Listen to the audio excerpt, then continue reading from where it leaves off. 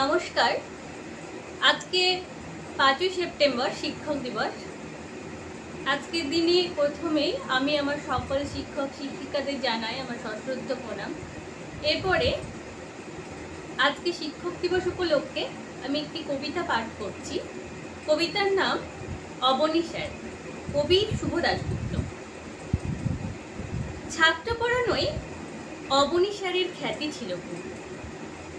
দূর দূর থেকে ছাত্রেরা আসতো অবনী স্যারের কাছে অঙ্ক, ফিজিক্স, কেমিস্ট্রি পড়তে। উজ্জ্বল গৌর বর্ণ, দীর্ঘ নাসা, পৌরাণিক যুগের ব্রাহ্মণের মতো দৈব চেহারা ছিল অবনী স্যারের। পরনে একটা ধুতি আর খালি গায়ে একটা চাদর কিংবা যেমন তেমন বিছানার চাদর, গলায় ধপধপে পইতে। ভারী সুন্দর ছিলেন অবনী স্যার। অবনী স্যারের হাতে পড়ে কত ছাত্র যে জীবনের চলার পথকে সুগম করে তুলতে পেরেছিল তারই একটা নেই। একদিন দাদার হাত ধরে ভর্তি হলাম অবনী স্যারের ভাঙা ঘরের ক্লাসে। আমাকে দেখেই বললেন, বাহ, তুই তো বেশ লম্বা রে। লম্বা লোকেরা বুদ্ধিমান হয়, বেটেরাও হয়, তবে বেটেদের গাঁটে গাঁটে পদ বুদ্ধি, বুঝলি? বলেই নিজে হো হো করে হেসে উঠলেন। খালি গায়ে ধুতি পরা অবনী স্যার। বিয়ে থা করেননি, নিজেই রান্না করে খেতেন। পাণ্ডিত্যের জন্য তার খ্যাতি ছিল, কিন্তু খ্যাতি আর অখ্যাতির কোনো তোয়াক্কা কোনোদিনই তিনি করতেন না। বলতেন, যার যা কাজ সেটা ঠিক মতো করাটাই ধর্ম। গাছের কাজ যেমন ছায়া দেওয়া, ফুল ফল দেওয়া, মৌমাছির কাজ হলো মধু জমানো, আমার কাজ ছাত্রগুলোকে মানুষ করে তোলা। ফিজিক্স আর অঙ্কর ফাঁকে ফোকরে অবনী স্যার কত গল্প করতেন। বলতেন দেশ বিদেশের বড় বড় মনীষীদের কথা, তাদের জীবনের কথা, ওঠাপড়ার গল্প। শোনাতেন উদাত্ত কণ্ঠে রবীন্দ্রনাথের কবিতা, কখনো বা মাইকেলের অমৃতাক্ষরে গাথা অপূর্ব কাব্য। কখনো শোনাতেন অতুল প্রসাদের মরমী গান। লেখাপড়ার হাত ধরে চলতে চলতে আমাদের বোধ আর মননে অবনী স্যার এঁকে দিতেন পৃথিবীর আসল চেহারার ছবি।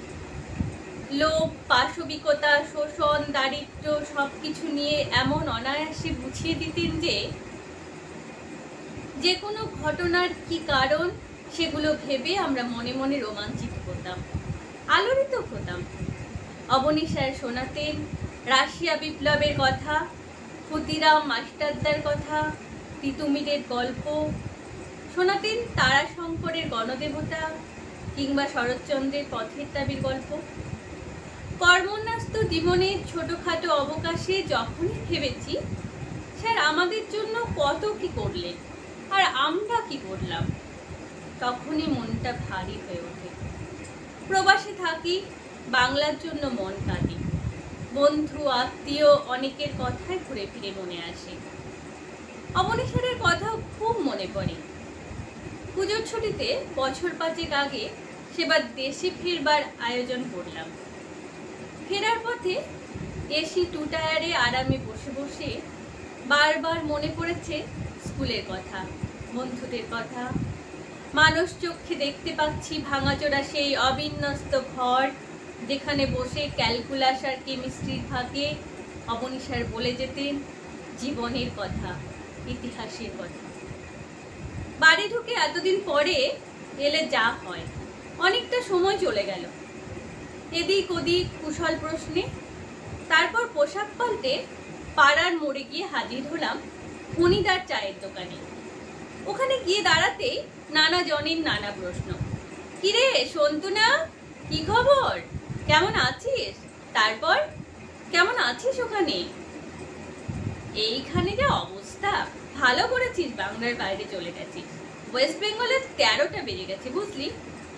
এইসব আপ্যায়ন ইত্যাদির পর পা বাড়ালাম বকুলতলার দিকে।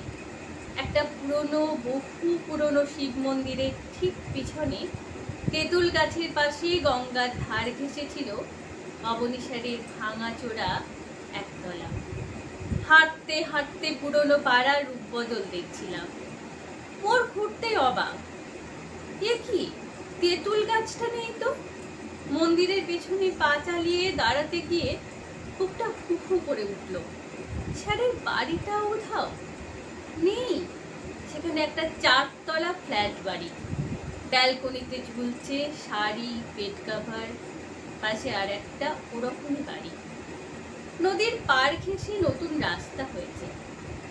স্যারের বাড়িটা মানচিত্র থেকে কেউ যেন ইরেজার দিয়ে মুছে দিয়েছে, এঁকেছে অন্য রকমের ছবি। মনটা ভীষণ ভেঙে গেল। গঙ্গার পাড় ঘেঁষে নতুন রাস্তা, সেখানে গিয়ে দাঁড়ালাম একা।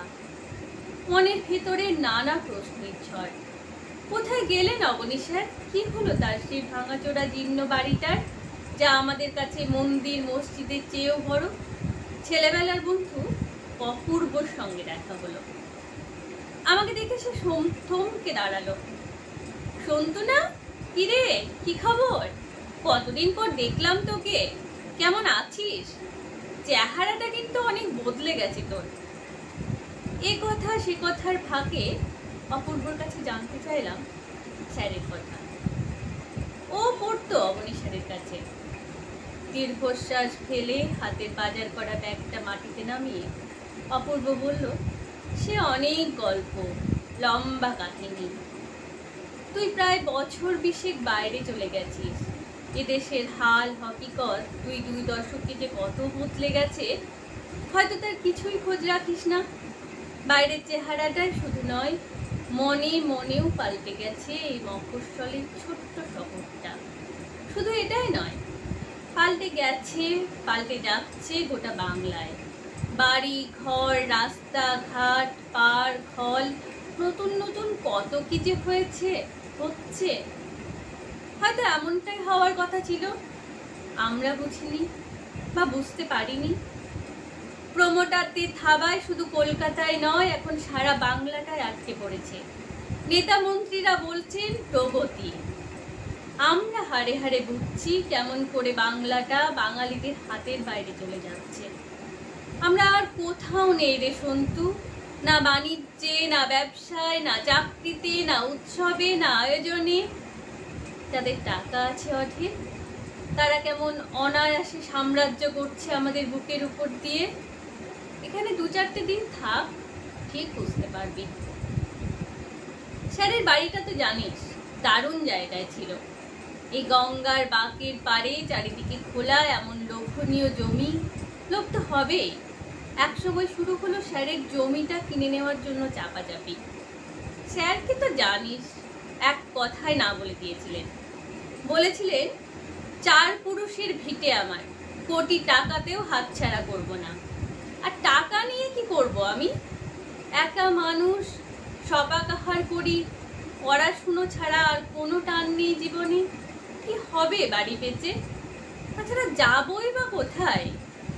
কথায় যখন হলো না, তখন শুরু হলো অন্য উপায়, উচ্ছেদের চক্রান্ত।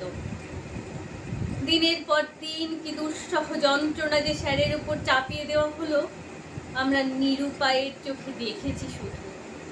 রাজনীতির বড় বড় দাদারা, যাদের আশ্রয় আর প্রশ্রয়ে প্রমোটার চক্রের জন্ম ও বিকাশ, তারাও লেগে পড়ল স্যারের পিছনে। বৃদ্ধ হয়ে পড়েছিলেন, সে সময় চোখটাও গিয়েছিল খারাপ হয়ে। খুব একটা ছাত্র পড়াতেও আর পারতেন না, শরীরটাও ভেঙে পড়েছিল। একদিন আমাকে ডেকেছিলেন, বলেছিলেন, আমি কি তোমাদের জন্য কিছুই করিনি? আমাকে উচ্ছেদ করে তাড়িয়ে দিতে চাইছে একদল অর্থলোভী পিশাচ। তোমরা আমার ছাত্ররা কি পারো না একটু রুখে দাঁড়াতে? স্যার বলেছিলেন আর কাঁদছিলেন, সন্তু, আমরা পারিনি। ছাপোষা কেরানি সাধারণ মানুষ আমরা।